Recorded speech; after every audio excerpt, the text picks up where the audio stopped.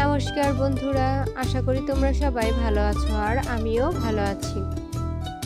আজ আমার বর বাসায় ছিল না, তার জন্যই খুব সিম্পলভাবেই আজকে দুপুরে রান্নাবান্নাটা আমি করে নিলাম। প্রথমেই ডিম আর আলুটাকে সেদ্ধ করে নিলাম। ডিম আর আলুটা সেদ্ধ হয়ে গেলে ভাতটা বসিয়ে দিলাম, আর ভাতটা হতে থাকে এদিকে আমি ডিম আর আলুটা ছিলে রেডি করি। তারপর পেঁয়াজ রসুন আর কাঁচামরিচটাও আমি কেটে রেডি করে নিয়েছিলাম।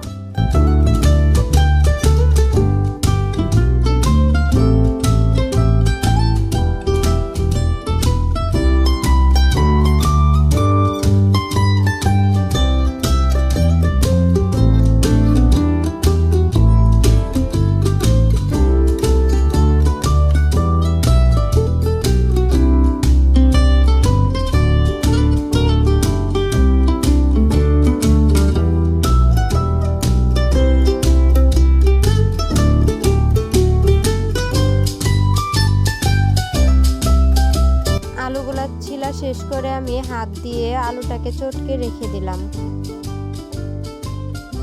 এবারে ভাতটা হয়ে গেলে ভাতটাকে আমি উপর দিয়ে তারপর চুলাতে কড়াই বসিয়ে দিব তরকারি রান্না করার জন্য। সকালে ধুন্দুল ভাজি করেছিলাম, তার জন্য কড়াইটা এমন দেখা যাচ্ছে। প্রথমেই তেলটা গরম হয়ে এলে আমি ডিমগুলো লবণ আর হলুদ দিয়ে লাল করে ভেজে নিব। তারপর ডিমগুলো উল্টে পাল্টে ভাজা হয়ে গেলে আমি এগুলো একটা বাটিতে উঠিয়ে রাখবো।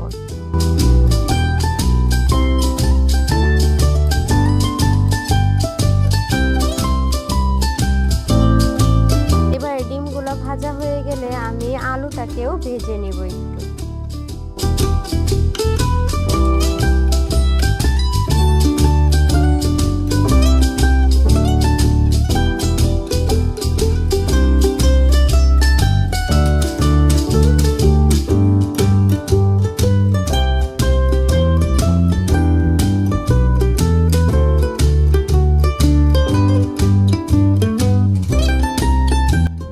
আলুটা ভাজা হয়ে গেলে আমি এটাকে উঠিয়ে নিয়ে তারপর কড়াইতে একটু তেল দিয়ে নিব।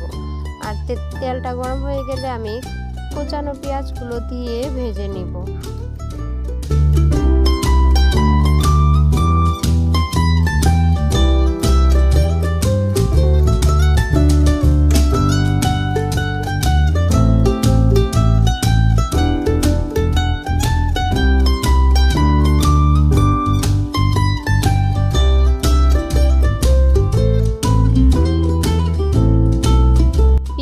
ভাজা হয়ে গেলে পেঁয়াজের মধ্যে আমি একটু জল দিয়ে দিব। জল দিয়ে তারপর দিয়ে দিব বাদবাকি মশলাগুলো, হলুদ গুঁড়ো, মরিচ গুঁড়ো, ধনে গুঁড়ো, জিরে গুঁড়ো সব কিছু দিয়ে ভালো করে কষিয়ে নিব।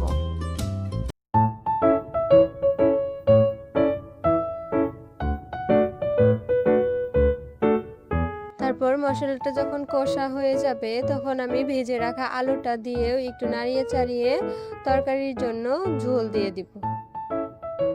ঝোল দেওয়া হয়ে গেলে আমি ভেজে রাখা ডিমগুলো দিয়ে এটাকে ফুটিয়ে নিব।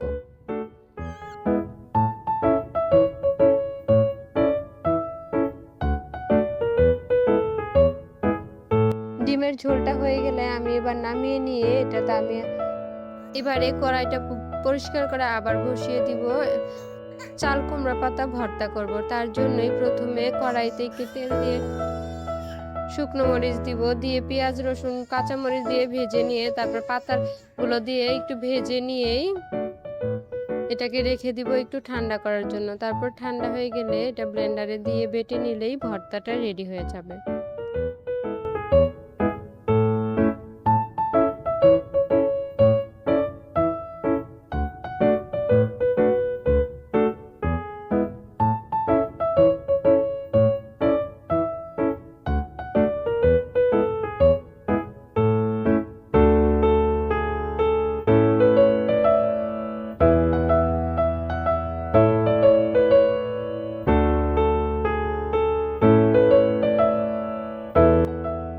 এদিকে রান্না হতে থাকুক আর ওদিকে আমি কিন্তু চুলাটাও ভালো করে ক্লিন করে নিলাম। রান্নাঘর পুরোটাই একদম ক্লিন করে নিয়েছি।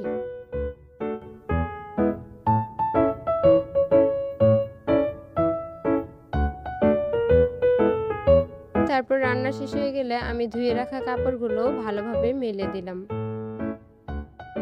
বড় কাপড়গুলো বেলকনিতে আর ছোট কাপড়গুলো আমি ঘরের জানালাতেই মেলবো।